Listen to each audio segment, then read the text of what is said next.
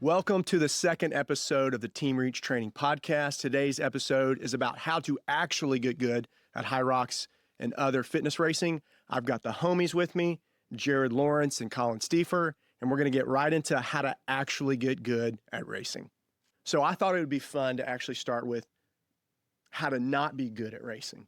And so just the common things that we see as coaches and athletes that other athletes are doing, and they're not doing it intentionally to be bad, but they're things that just don't work. So let's all just give one of those. That way, if you're watching this episode and you're like, I'm doing that, you need to keep watching the episode so you can figure out what you actually need to do. So Colin, right off the bat, what is something you see either on Instagram or at other gyms that people are doing that they need to stop? Hitting a Hyrox simulation every weekend. Wait, that doesn't work? No, I don't think it does. And so why do you think people do that? Because the cool thing about Hyrox is that it's known and it's knowable. So we know exactly what we're getting into. The stations are the same. The format's the same every time. So when you know what to expect, maybe there's like a level of comfort that people find coming from doing it in training often. But hitting it from run one through the 100th wall ball, week after week, the fitness that you're gaining is just not what you think it's. Do you think it may have something to do with just people confusing like hard work and effort? So you could actually do it faster because maybe you actually worked harder. You perceive a gain in fitness, but I think that's a big part of it is people are just like, their effort is hard, so they must be getting fitter. For sure, and there's definitely something satisfying for a lot of people of finishing an effort and knowing that you put out on it. So maybe you take it to the floor, you're breathing heavy, your heart rate's in the 170s or something like that. That feels like, okay, I must have gotten fitter, or I must have moved the needle closer to where I want to be. Okay. So simulation. That physiological response. What about you, Jared? I'd have to agree with Colin in regards to that, because I think a lot of people, when they do any type of competition, they want to go directly into it, and they're not getting the benefit behind what the training actually does. And I think with that, a lot of people, they don't understand, they'll see something on Instagram.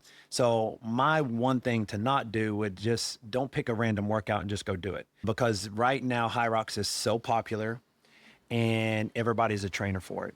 And not to cut on anyone out there, this is not to say that if you have a trainer that they're a bad trainer or anything like that, but I just see so many random things, and somebody could have done one Hyrox, now they're a Hyrox trainer, or they could just be training for one and they're a trainer. So, do your research, know what you're getting into. And like Colin said, in our mind, we get stuck into this world where we think we've got to go and try whatever it is we're doing, marathon or Hyrox deck or whatever it may be. We just need to trust the process. Yeah, obviously I would agree with that. And my list is very, very long. I could go through it all day, but I was thinking about that on the way over here was what do I think is probably a mistake that I see a lot, and it is majoring in the minors, right? And so if you don't have the requisite level of running abilities, nothing else really matters.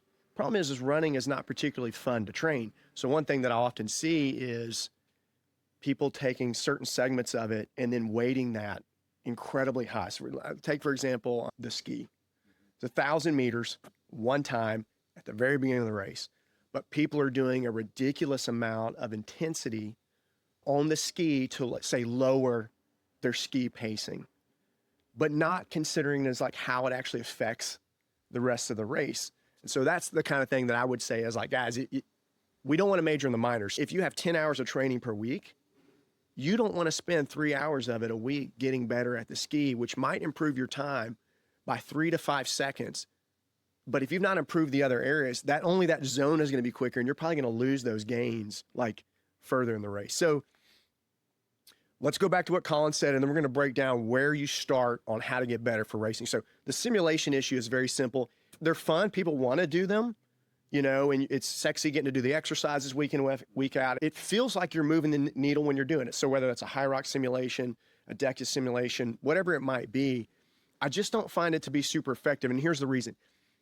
If you're only training these things in a huge group it's really hard to improve at each individual component of the race.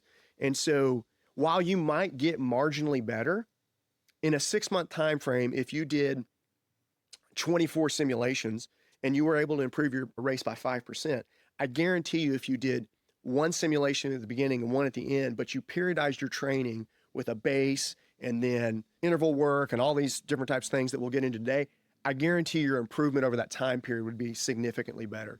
What Jared's talking about, which is just picking a workout that looks cool that you want to try, basically saying not following a program. There's just a lot of really cool stuff you see online. If you're in your off season, you see a cool workout, one of the Elite 15s has done, or a fitness influencer that you really like and respect, and you want to try that workout, that's fantastic. Do it. But I would always keep in mind, like if you're in season, you're just very limited on the time that you have to train. And so it needs to be very specific. If you're going to put all this time in, you don't want to be wasting time chasing the stuff that's not going to move the needle.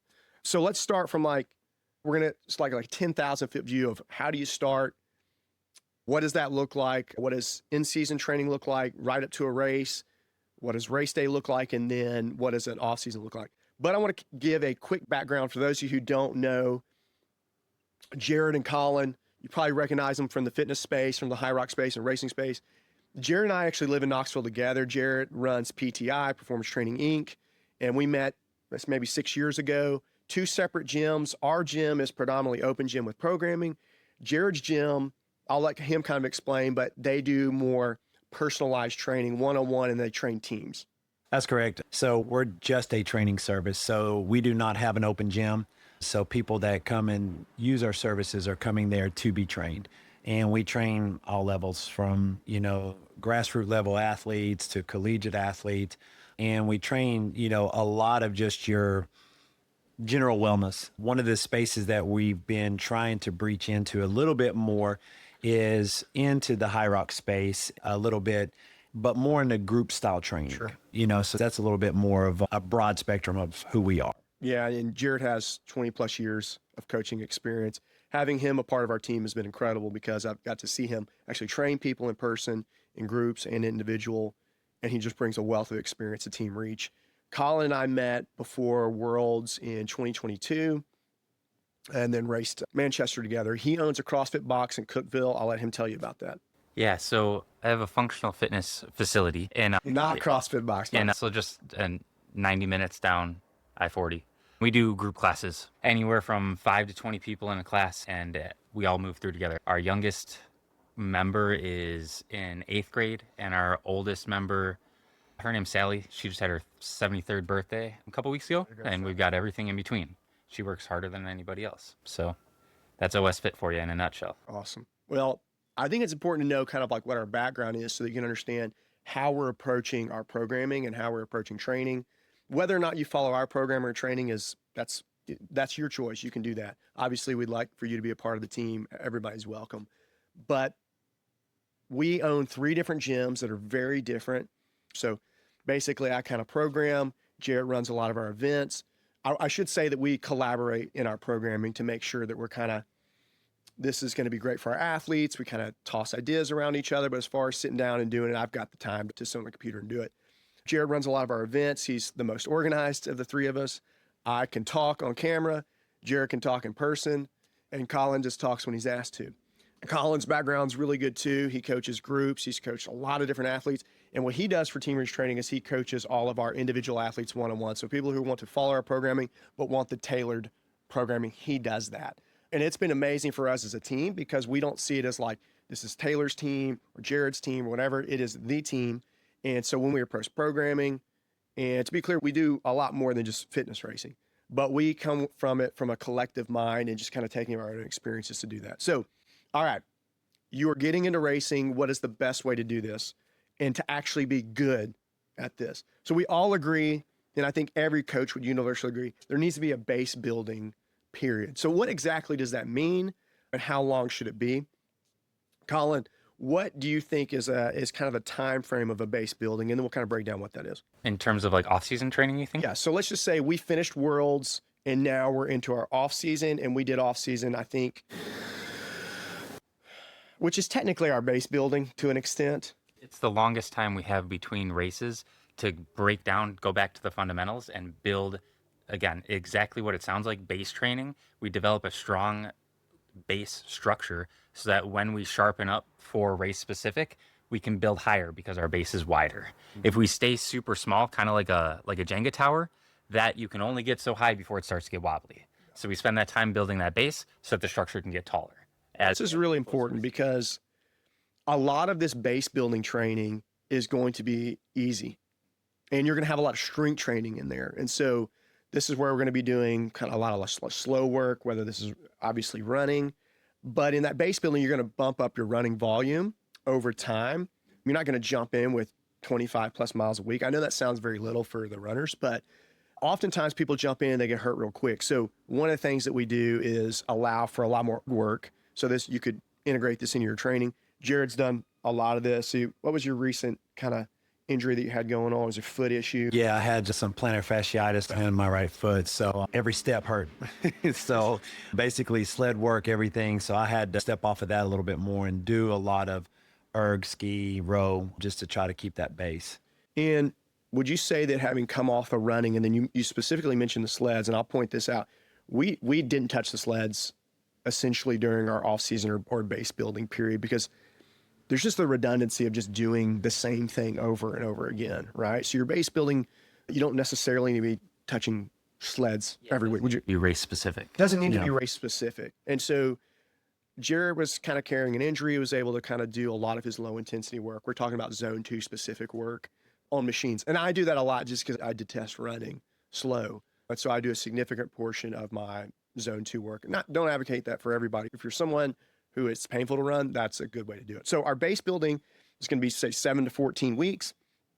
This is where we're going to be doing a lot of kind of zone 2 slower work. We're not really looking at intensity. Our goal is to build volume. And the way you build volume is with low intensity, because that keeps you in the game. And then we're also going to be doing a lot more strength work. And this would be like barbell and heavier type of things, whether this is heavy carries, heavy barbell stuff, and then a lot more hypertrophy. And so we want to build an engine through our volume of conditioning and zone 2 work, and we want to get strong, right? And if we're just doing race simulations or we're just chasing fun workouts, we can do neither of those things because it's not structured. But what we want to do is we want to break these things apart. We want to do conditioning is meant to be conditioning, strength is meant to be strength. So we do this for 7 to 14 weeks. And anybody that's done a true base build like that knows that if you hit your strength the way that it's intended to be hit, you can't really go out and rip fast runs or hit really hard aerobic sessions because your central nervous system takes the hit from the strength training that you might otherwise in season. So you need that lower intensity aerobic work because your high power output, your high intensity is being allocated towards the strength training. It's a lot more demanding, and it's not to say that it can't be done, but it should be done on much later in the season. So it would not be uncommon to do some heavy leg work and then the next day do some speed work. We want to have the ability to do that. But in our base building, our fitness is not in a place to be able to do that. And it's a little riskier because we've not built the engine to be able to kind of sustain that, or the durability that comes with low intensity training and strength training. It builds durability for the body. The hypertrophy training builds durability in your tendons and all those types of things, your smaller muscles, so that we can stay in the game. So, and I think, too, we should note that in base training, it doesn't necessarily mean that we're starting from zero, but we're taking the floor that we had last season and we're trying to raise that. yeah.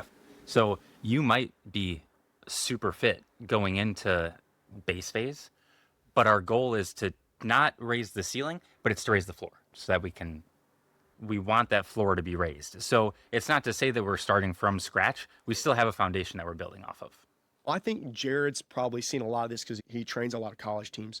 And so oftentimes people don't have that kind of time for base building, right? So we're like moving into in-season training at this time. This is September 2nd. So we're like moving into our in-season training. You could argue that we've kind of been there for a few weeks, but let's just say that you've got 8 to 12 weeks out, right? Is it okay to come in at this point, or do you need to start over? Jared can probably answer this probably the best because he's taken teams where they're like preseason is not very long and they've got to be into the season very quickly. So in that respect, how do you get from one spot to the other? What's kind of the best way to do that? Well, I'm going to go back to first what Colin said in regards to building that base. That was a hard concept when I got into Hyrox racing and whatnot for me to understand, because all I wanted to do is probably like a lot of others is just go out and go hard. Yeah. And as I began to dial in a little bit more of my programming, I think it's the hardest concept is mentally when you're not training hard and I'm training on that base building, am I still growing? Am I still going towards my overall goal to become faster? This has probably been the first true off season where I took my time. I did all the base building. I took the time off. And now what I'm finding is when I come back and we're getting into our thousands again, that they're faster. You know, like, and you can attest to that being out at the track workouts with me and stuff. Like, you know, we had a session last Wednesday and I was right with the pack all 8 sessions or all 8 runs. And there was, you know, we were in the 340s to 350s and I've never ran them consecutively that fast. Yeah. So that's the importance. And to go back and put a check mark on what you just said of building the base, I can attest to that because of what I've seen with the program and how it's helped me. But this has probably been the first true season I've followed that, you know, specifically instead of like, and the other thing that I did is not signed up for so many competitions. Exactly. That's was the other thing that I feel like is sometimes we think we always have to be competing.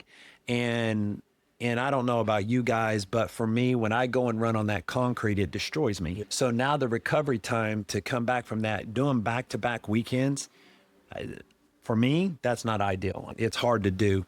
And so like when you go and do all these competitions that's just on that concrete and it just takes a wear and tear on your body, then you're training for those next couple weeks are down. I think the base building is key. It's very important in any programming.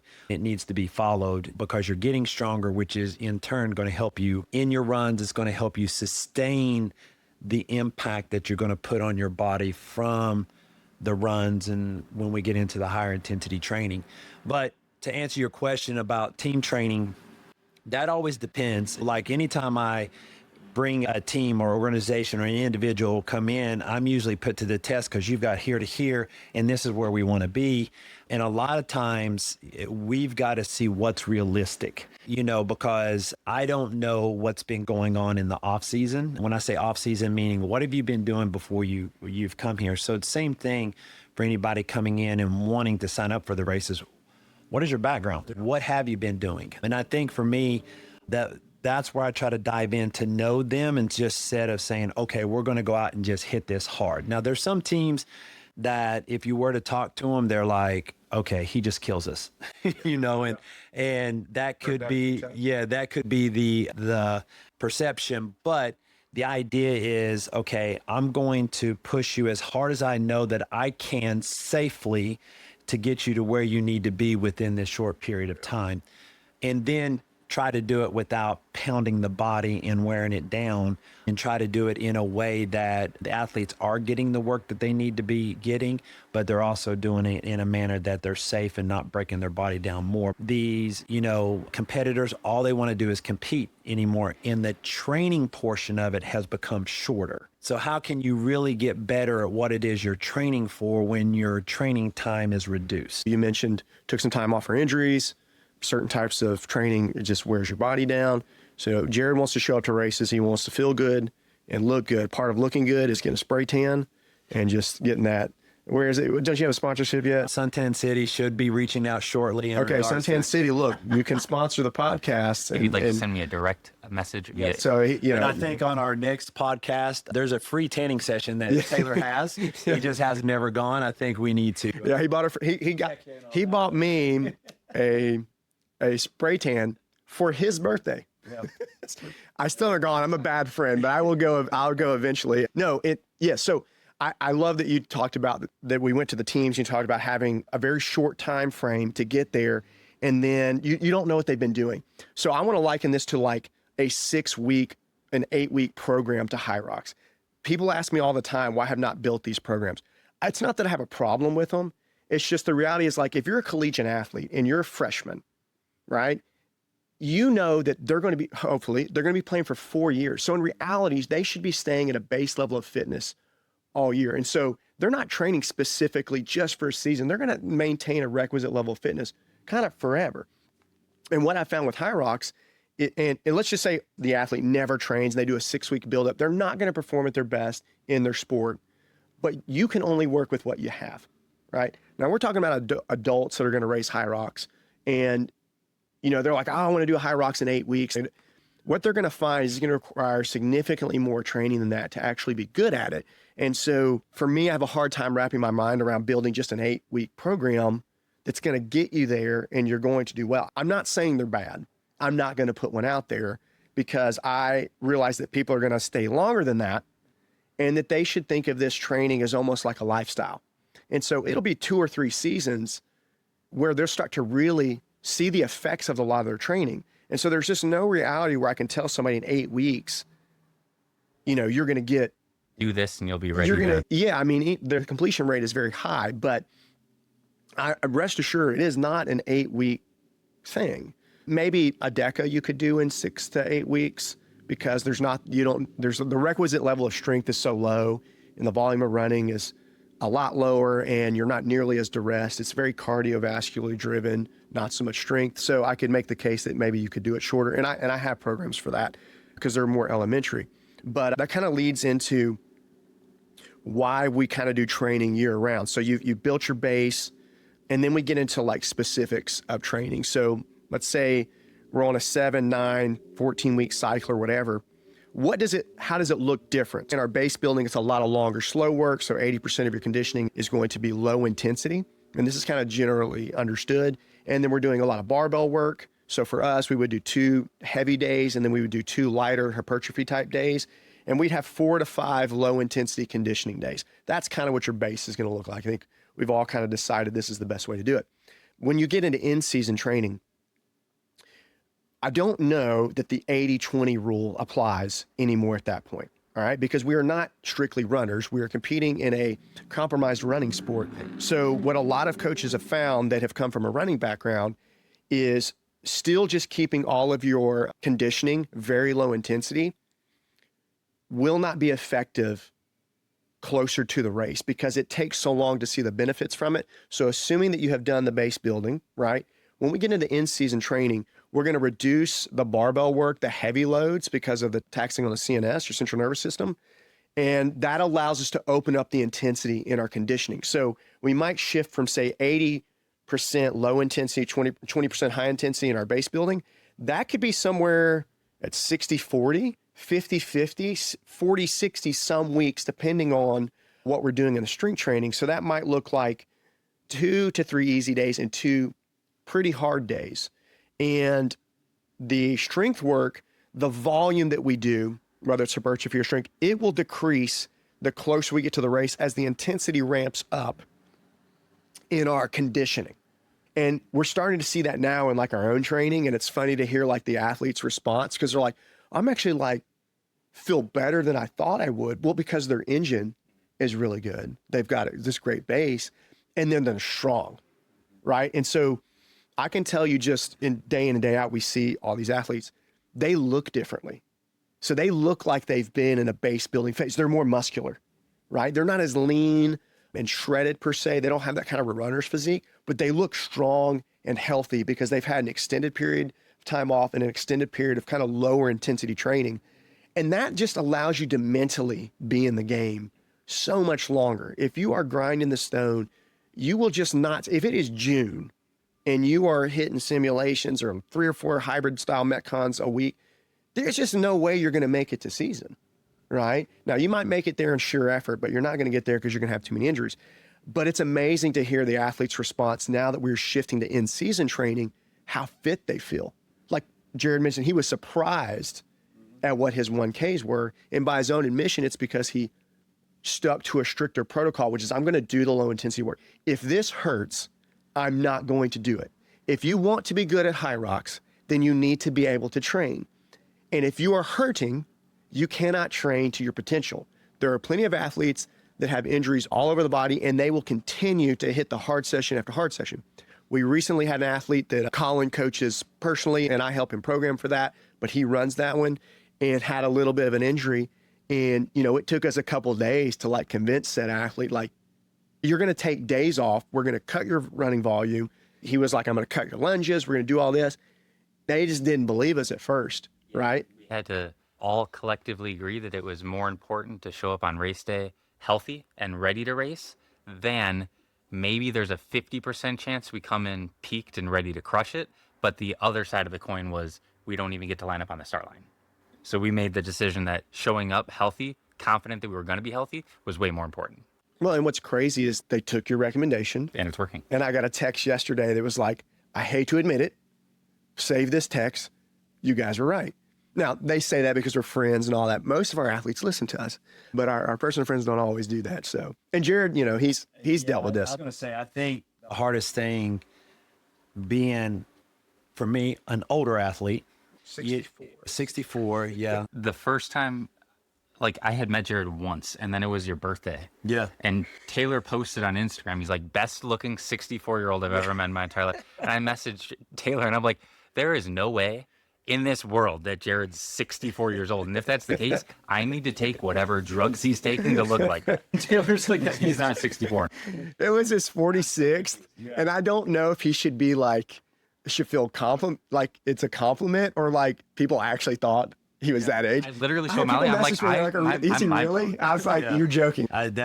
But for me, there's like, I have to honestly admit, there's not a morning that I don't wake up and as soon as I stand up, I do a body evaluation of like what doesn't hurt. In our job, our three of us, just like this morning, I was at the place where I had to train at 6 a.m. And then once we're done with this, I'm driving over to Maryville. I finish at 8 p.m. and get home at 9. So like there's not a lot of sit down recovery time, nor is there time for me to do the things that I need to do. So like anytime that there is an injury, the one thing I always try to go back and tell my athletes, let's take a little bit of time and let's get it healthy. Instead of you working through that and getting more injured, now we're a further period away from digging a hole. Yeah, because usually when you're injured, you're going to compensate somewhere else. And then all of a sudden, now my back hurts or my knee hurts or something else, another joint is causing the problem. If you are injured and it's a pretty serious injury, take a little bit of time off, let it heal, then get back to the training. You also have to do some recovery work during your training. That's the one thing that's hard for me to set aside that time. It's just more time. Our training blocks are long. Time's limited within the training, but if it's important to you, you'll find the time. Just like when we asked you the one day about how much zone 2 work you did per week, and you told us, I was calculating in my head, I was like, holy crap, how does he get all that in? Because I'm thinking about my own personal schedule. I was like, there's no way I could get, I think you said you may be doing 16 hours or something like that a week. And I'm like, holy smokes, that's just zone 2 work. And I was like, okay, how do you get everything in? So but you've got to find that time to make sure that you are doing the things you need to do. Because I feel like the cold plunging, the recovery sleeves, the sauna, all that stuff has been great to help keep me more healthy. Yes. And I think you mentioned that Colin did this extra stuff, and the audience may not have caught it, but all that extra work was zone 2, right? So if you're like an elite training 20 something hours a week or 16 to 20, the vast majority of that is low intensity. Now, with that in mind, if you want to get better, you have a base building, there has to be intensity, okay? Now, what I mean by that is when it is time to go hard, it is time to go hard. When it is time to follow the prescription, it is time to follow the prescription. One thing that I see with our athletes is we're in our base building, we've done that, we're in our in-season training, we're coming up to a race, is not following the protocols for the pacing on ergs and or running. You should not be doubled over in your intervals, right? You're never going to be able to run that in a race. With that said, when the training does call for intense work, so like VO2 work and things like that, or speed work at the track, these should be hard efforts, sustainable, but hard. If you want to get better, there's some risk involved with that. You've got to push.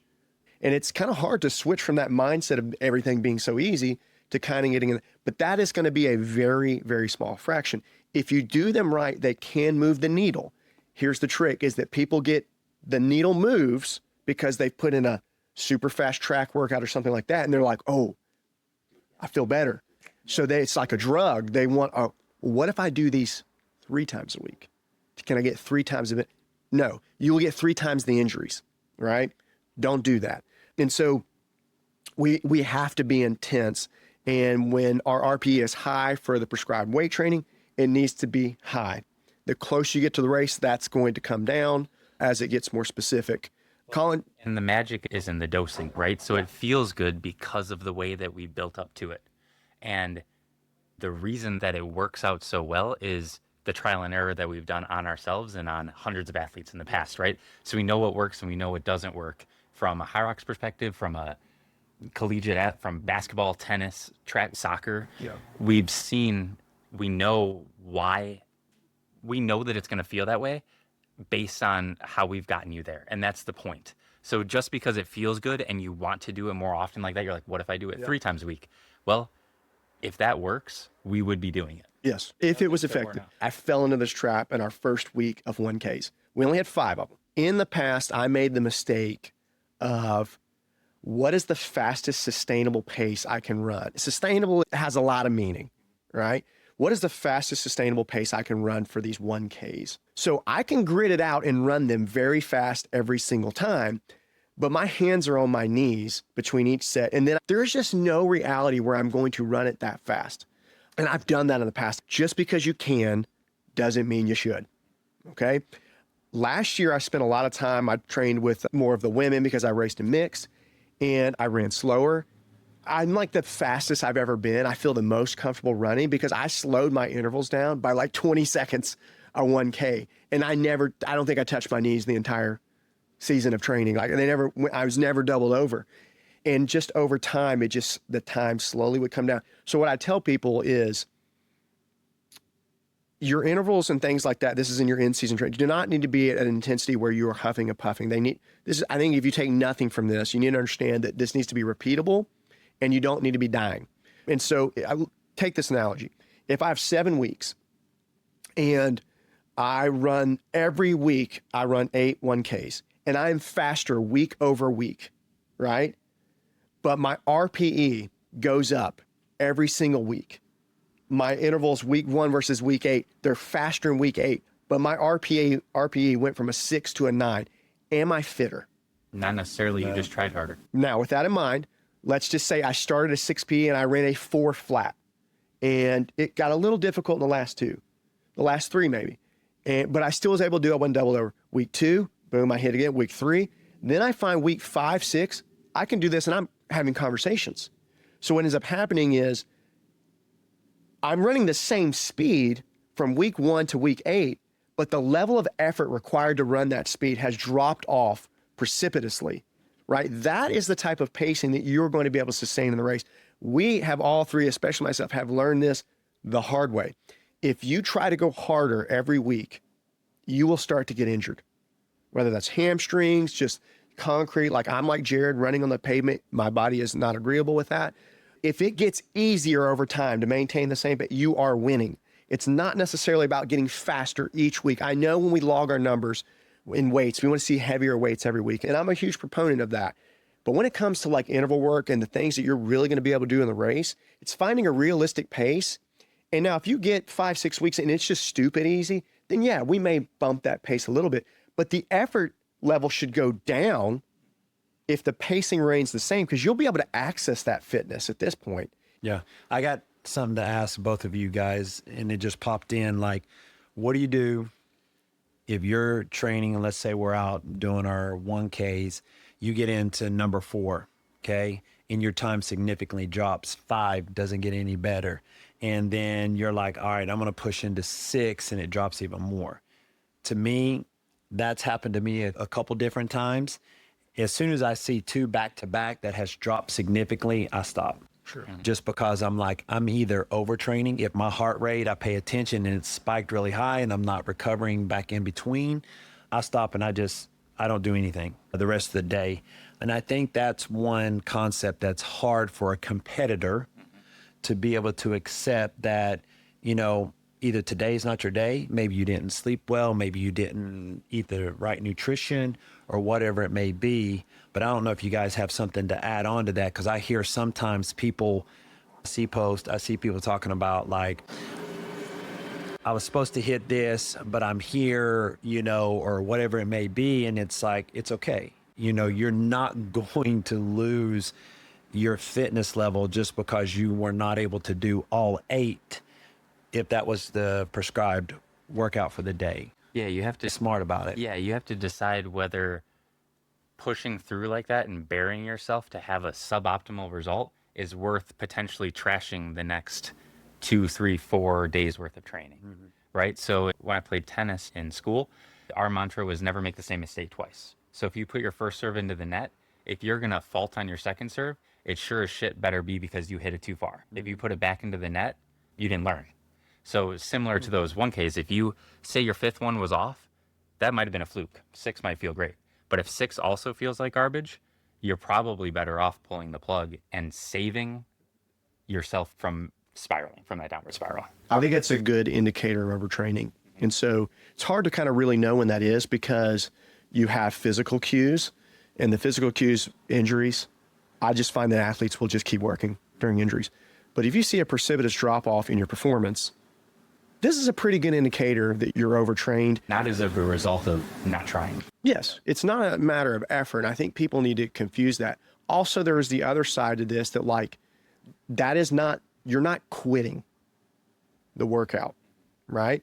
Now, if you get to 4 and you can't, 5 and 6 are really off and you feel fine, one thing that it could be is that you actually just ran the first 4 too fast. This would not be quitting. This would be what Colin says, make an intelligent decision to go, I can probably hit these, but it's going to cost a lot more than it normally would. And when I read the training, it says that I should not be hurting. And we've written this program in a way to maximize what we can do in a single day so that we can show up the next day and do the work that's required, and the next day. And so if your ego tells you, well, I can't post on Instagram because I only did 4 of them, I got to do the other 4 and I got to hit them, and you're going to like kill yourself to do them, and you've passed the point of overtraining and all that, then that was a poor decision, because the next 2 to 3 days of training are going to suck. And we don't need to look at training from an isolated stand, like I'm going to hit linchpin my entire success of the week on one session. No, we need to look at it from a macro view, which is how's all of our training going? And so they're like, you know, I'm not one to not do workouts. It's not, I don't particularly like doing that, but I skipped one 2 weeks ago, went to the track, had a knockout track set. I mean, amazing. All of us killed it. And then we were just kind of like, you know what? I got a lot to do. If I go and do this session, it's might tip me over the edge. I'm probably going to be late to what I need to do next. We ended up skipping it. Felt amazing the next day. Had a full recovery. Went back into training Monday and was like, I'm so glad I skipped that 40 minutes. Yeah, like one of the important parts is to distinguish the fact that it's not quitting, it's making an intelligent decision for the future.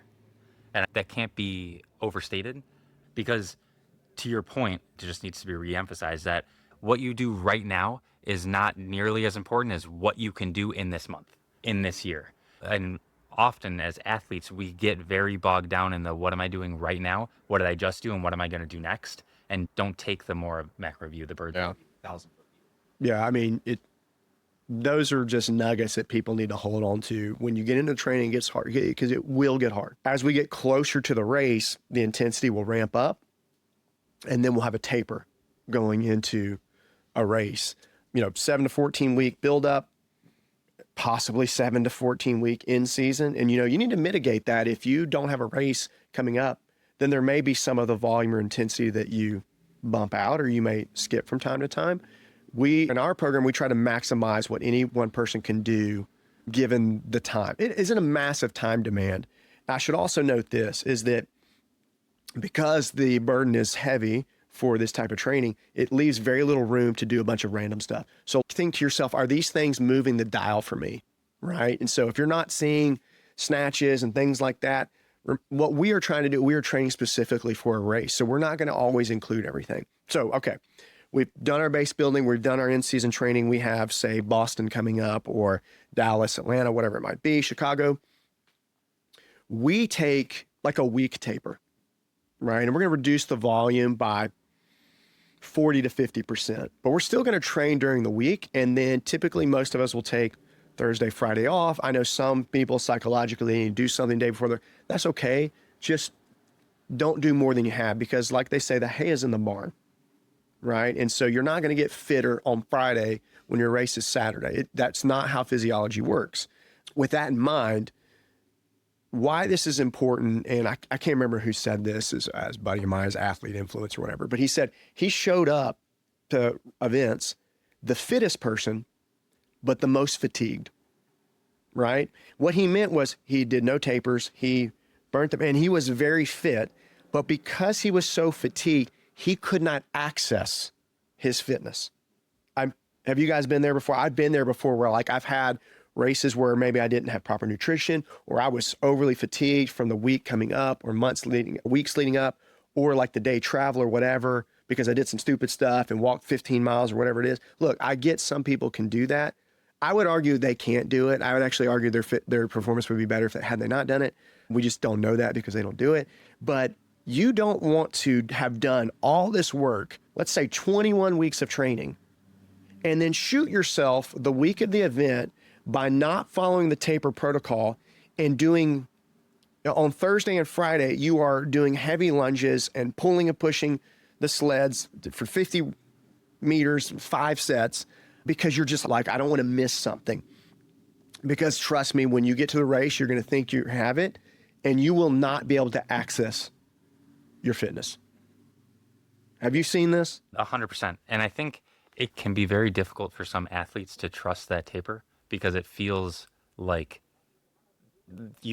first off, you have more time because training doesn't normally take as long. We don't spend as much time training that week of the taper. So it's tough mentally for people to wrap their heads around that. I had a buddy a long time ago that asked me if I liked training or competing more. And at the time I said competing more. This is back when I was doing CrossFit. But I know like before competitions, before like open workouts and stuff like that, I would train normal all the way up until that day. And doing so, because if it was, you would prioritize this A race that's coming up on Saturday, and everything that leads up to it, Monday through Friday, would just be so that you are as prepared as you can be on Saturday. But it's hard to think that way on Monday because you're like, well, I need to scratch some sort of itch. I think that people fall into that because we are training hard throughout the week, and then we may have a hard session on Saturday. And so they're like, well, see, I do all these things and I'm able to come in and put it together a considerably elite performance on my Saturday training. And while that may be true, we actually, we have a pretty hard day on Wednesday as far as interval goes. And I would say it's not too difficult Thursday and Friday. And then Saturday we have a tough session. And people are always amazed that they're able to do it. We do this because we need to train, and there's only so many hours and days in the week and so forth and so on. It's not ideal, but it's just the way that our lives are structured in 7-day cycles. That also kind of prepares you for like, what if you show up to race and you are sore and all that? Like you still need to be able to race and not psychologically feel like I can't do this. However, that is not ideal. And we're doing this every single week. Again, you're looking out something that's 21 weeks away. Don't make that mistake that week. Okay, so we're going to try to wrap up the episode here in a few minutes, but you've tapered, you're getting ready to fly out to go to your race. What are the things that you need to do Friday and Saturday to race your best? What are the things that you guys do? I think overall, the overarching theme would be minimize stress. Yep. Making sure that your nutrition is solid and you don't try anything new, right? So you're not having any kind of GI distress or anything like that, because if you're going to the bathroom 100 times, that's going to be a problem. Make sure you're hydrated, especially when you're traveling, and make sure you can get to bed at a reasonable hour. Make sure sleep's not super disrupted, which is hard to do during travel sometimes. But if you can prioritize those 3 things leading up to the race, you're in a good spot. What is this race to you? Is this I just want to go have fun and it's kind of like a vacation? Or is it, I want to take it serious? Because I feel like that's how you plan everything out, because I'm in a new city. I've never been here, but I'm here to race. Yeah. I'm flying in on Friday, I race Saturday, I'm flying out on Sunday. Not a So lot of time. what do you do? For me, for the most part, I want to go and I want to compete and I want to do my best. So that's the thing. I try to map out ahead of time. Nutrition is the hardest, I feel like, just because protein sources are limited, unless you can just find like a place where you can go and get chicken and rice or whatever that is. So I feel like nutrition is probably one of the hardest concepts for me. And I think second of all is just, like I don't want to be going and just walking around and wearing my legs out the whole entire time. So like you just said, the rest and recovery and getting prepared for the event. And then, day of is like, how do you prioritize your race, but yet you want to support everybody else at your race? That's the hard concept, because I know I've gone and was at a venue last year that Chad and I did. We got there at 6 a.m. We didn't race until I want to say 8 p.m. So navigating that entire day was tough, and granted, we had some resources that we could finally get off our feet in a hotel and stuff. But I think those are the challenging things when traveling and figuring out what is it, because we want to make it fun, but at the same time, you need to figure out like, what is the trip to you? Do I just want to go and have a good time, do the race, say that I did it, eat, drink, do whatever else? Or am I like, for you, it's serious business? And for me, I feel like it's serious business. It's how much time and effort I've put in. Low stress. And I think that is a mindset. Obviously, you can avoid a lot of the stress by pre-planning some of your eating, like Jared said, trying to get a proper night's sleep. But I'm like, I barely sleep during the week. I'll show up and do it. One of the things that I think is, obviously low stress, getting the eating right. But one of the best ways to do well at your race is that you have done the work.